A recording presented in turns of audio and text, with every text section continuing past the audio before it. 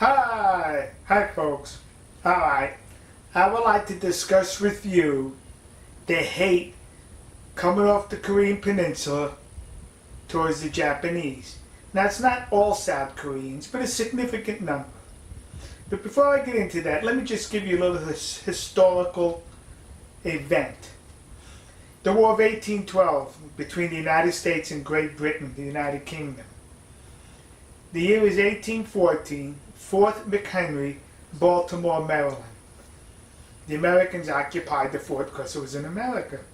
Well, in the harbor was British warships bombarding the fort in an attempt to get the defenders to submit to a surrender. On board one of those ships was an American gentleman by the name of Francis Scott Key. And all through the night, the British were bombarding the fort, hoping the defenders would lower the flag as a sign of submission, of surrender. Come the next morning, that flag was still flying. Francis Scott Key, he wrote a poem which later became the national anthem in reference to the event, called the Star-Spangled Banner.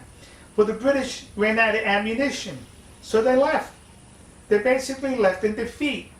The song was written glorifying the Americans defeating the British. The year now, 2001, September 11th. In London, Buckingham Palace, the British band plays what? The Star-Spangled Banner.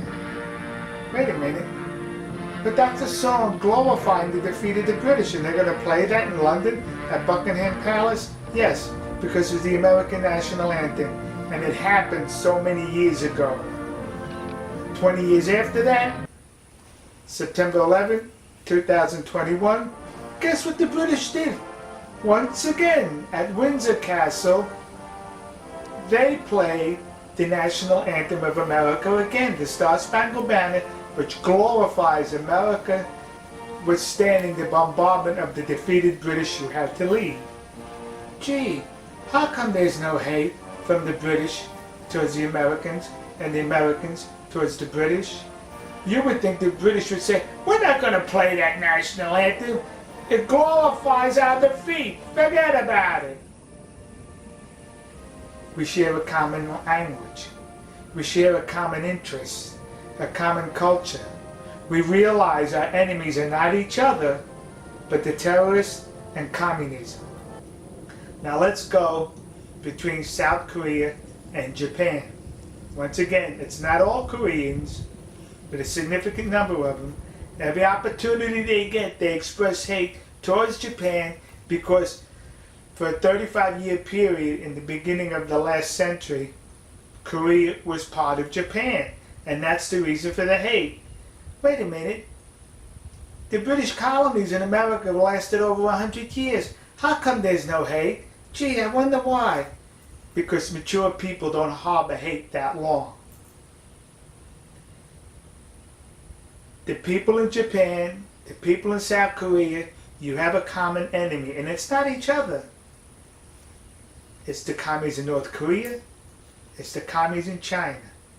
Now sure, the Japanese expressed displeasure towards the South Koreans only as a reaction after the Koreans expressed disgusting hate and criticism of the Japanese. Well, naturally they're going to respond. How often has the Japanese national anthem recently been played out of respect in South Korea? We'll see you. God bless you. God bless America. And God bless the nation you happen to be in. See ya.